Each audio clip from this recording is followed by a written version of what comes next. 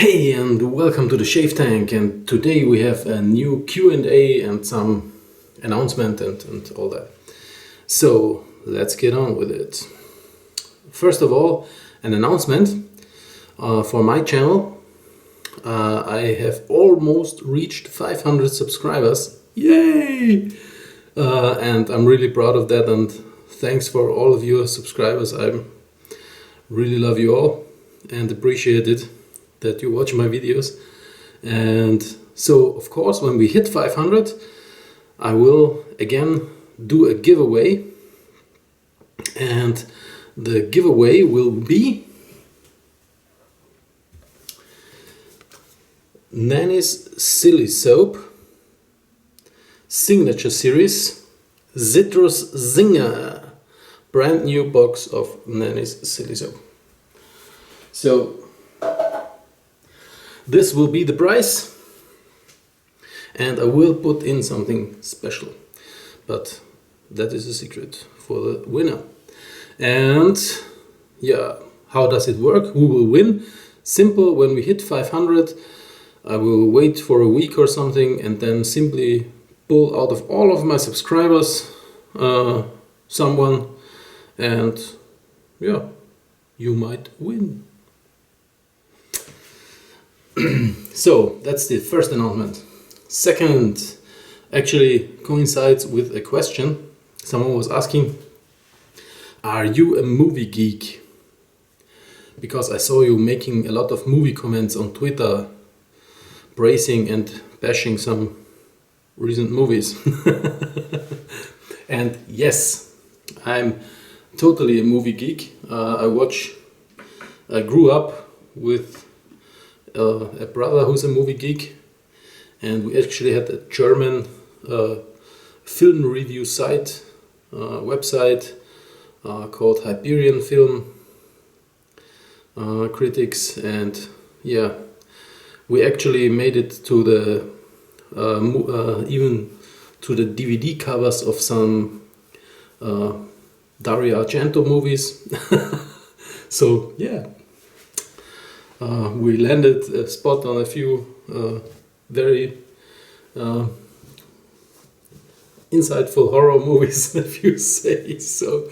And so I'm still a real movie geek. We closed down the site because we had some issues with it, and so I never got around to make a YouTube channel because YouTube wasn't there or was not so prominent, and it was not so easy to make videos back then. So we don't do a lot of critics now. I just post on Twitter what I think of some movies. But I do really enjoy movies, and I actually also do really enjoy the ScreenJunkies on YouTube. So if you want to go to a really nice, cool channel about movie geeks, for movie geeks, then check out ScreenJunkies. And they actually came out with their new ScreenJunkies Plus service now, which is a subscription service, and they have a lot of shows on there. So I think if you're a real movie geek, you will love that stuff, and I will put the link to their site in the description, so you may want to check that out. So, but now let's get back into the more shaving related questions. And the first one was, you seem to have endorsed in a lot of your videos a lot of Razor Rock and Phoenix Artisan accoutrements products. Why is that? Well, that's very simple, because when I started out wet shaving, a lot of the products that I got in Europe were really bad and really pricey, because in the usual stores you can't really get much here for our kind of wet shaving. You just get the canned stuff and all that crap.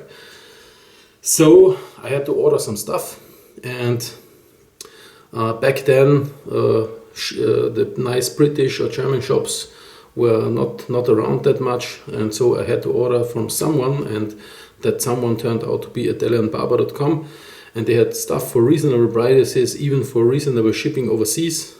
So I got a lot of Razor Rock stuff, and still a lot of Razor Rock stuff is, some of my favorite stuff is from Razor Rock. It's inexpensive and really nice. So the Razor Rock slab, still one of my favorite razors, the Razor Rock Mission. Really love that. And soaps like Triple X or Son of Zeus. I dig all that stuff, and it's for that kind of money. Joe asks, I don't know how he does it. That stuff is incredible. So there you have it. And I got into PAA actually. I ordered some PAA stuff from Italian Bar one time, and I really dug the smell, the scents that I got, and really love them. They have PAA has scents. I mean, two of my favorites is the Club Guy, which is, I think, in my opinion, I really love that. One of the best barbershop scents that's out there. Really love that to death. And of course the Malbolge, as I now know that it's called. And so I dug into that a little bit and have been around on Facebook posting a little bit about that stuff, and got into a few discussions with Douglas, and he's a really nice guy. And yeah, so, and the stuff he makes, in my opinion, it works well. The scents are good. The aftershaves are even better than the soaps. The aftershaves are awesome because they last all day. I know a lot of colognes or perfumes that don't last that as long as his aftershave, so I really dig that. And I also dig for traveling and also for general use his double open comb. So also another company, and he has also reasonable shipping to Europe. Ordered some stuff off his website then, and so that's that. And I think these two people, Joe and Douglas, they bring, and of course Fran, because Douglas is the front, I think Fran is absolutely awesome. And yeah, they make absolutely awesome stuff. So that's that. So, why are you still lathering with your bowl? Most wet shavers grow out of the bowl. Yeah, I just like the whole thing. I may be a little bit of a control freak or something like that, and I like the control that I have when I'm lathering in a bowl. If I'm on the road and I'm in a hotel or I'm at sea on the ship or something, I face leather because it's faster and easy. But when I'm at home, I just love it. So yeah, I don't grow out of it. That's that. You let your hair grow back. Is that deliberate? Yes, for now my white hair is coming back and I let it. Maybe I will shave it off again. Who knows? I'm a guy that's very impulsive in his hairstyle. So at the moment, yes, I have hair on the head, but I shave regularly. So you're not going with Movember? No, because there is one simple fact. If it's not that I don't agree with the movement, I think what the movement does is good, and I also donate some money for the cause. But I don't like having a mustache. I really don't like that. I had like a goatee or something like that for a time, but also without the mustache. So no, don't like that. It's just not for me. Thick as my nose, it looks ridiculous because my beard up here has three colors from white, blonde and brown. So no, that's just not working out for me. You said you would tell us how long the fine aftershave splashes lasted. Yes, thanks for reminding me. And I have to say, I really dig the fine splashes, the platinum and the d'orange. And I am getting the American blend because someone recommended it, and I think it will be something really nice. And they last actually very long, comparable to the BAA, which is astounding because for me always longest lasting were the Phoenix aftershave is, and the fine get very, very near to that benchmark. So when you put it on in the morning at dinner, I can still, or not me, but the people can still smell it. So that's really nice.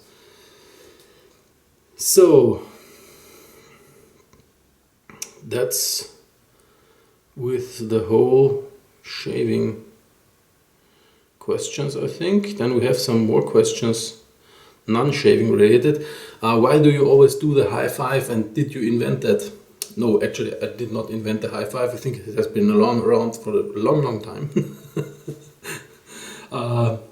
But did I invent the high five on video? No. I don't know who invented it. I got it also from a movie channel that I really like, which is Emergency Awesome. And Charlie, the host of the videos on that channel, he does that at the end of his videos. And I think that's a really nice touch, because I can't really get in touch with you, but I like every one of you. So the high five thing, I think, is just the cool thing. And I shamelessly ripped it off of Charlie, sorry. So there you have it. But I think it's a really nice gesture to all the people watching these videos, and take the time to watch it to the end. So that's with the high five. And then we have a not so funny story, because someone was asking, or a lot of people actually were asking, if I'm well and everything is good, because they know I'm in Europe. And of course you all heard about the whole Paris terrorist attacks, and that there have been some terrorist attacks that have been prevented around there, and they wanted to know how I'm doing and what's the situation here, because Austria is not that far away from France, and of course we are even nearer to the Balkan and the whole area where the refugees come from. So yes, we have a lot of refugees coming through Austria.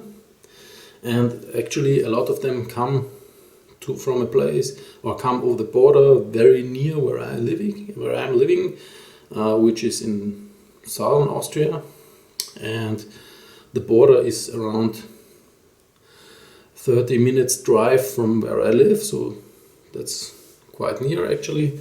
And a lot of refugees are coming from this area. So at the moment, we have not a lot of problems with these refugees. Here there is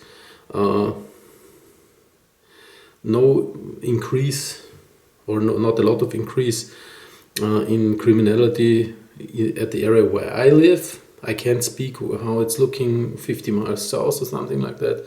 So there may be a little bit different there. I heard some rumors that some people who go on vacation in the south area where the border is have cancelled their vacations. So at least it has an impact on tourism there. So we have less tourists, which means less tax income, which means economy in the southern region of Austria is not that good when it comes to vacations and stuff like that. So. But apart from that, it's still very okay. But of course, things like these terrorist attacks in Paris and so get you thinking. And yeah, so you have a little bit of a funny feeling, of course, because that's not a good thing when terrorist attacks happen so close to you. You are worried a little bit. And yeah, that's that. And someone was asking about, so do you have guns at home to protect yourself? No, because it's actually not that easy in Austria to have guns. You can have rifles, I think, for free, but only some of them. So you cannot have like a sniper rifle or something like that, or an assault rifle. So you just can have some, I think a double barrel shotgun is allowed or something like that. And for everything else you have to have an allowance. So for handguns and stuff like that you have to have a special allowance. You have to do psychiatric evaluation if you are able to carry the gun and all that crap. So it's a lot of hassle to go through. But a friend of mine, because I'm an archer, so I do a little bit of archery. A friend of mine has a weapon shop, and he says sales increased a lot. So a lot of people are actually, it seems, going through the hassle to get such allowances and now have guns at home. But you are not allowed here in Austria to carry them like concealed or something. So it's just a at-home thing, or you can carry it to a shooting range, unload it and stuff like that. So yeah, that's a little bit basics about gun laws here. So self-defense is not that easy, but as you know, I know Kung Fu, and so I'm well prepared for that. And yeah, I have 12 years or 10 years of Aikido and stuff like that, so I have a katana and stuff like that. So close combat, I'm man, but I have no guns. That's that. So, and more questions. If you are a film guy, do you also like comics? Yeah, I read a lot of comics, but not only comics, I also read a lot of books. So, because I have no normal TV, so I don't watch TV, I just watch movies from like Netflix or Blu-ray or whatever, and then I read a lot of books and comics and stuff like that. So yeah, that's that. So that's for today's Q&A. We finish it off with a high five, and I hope to see you next time. Thanks for watching.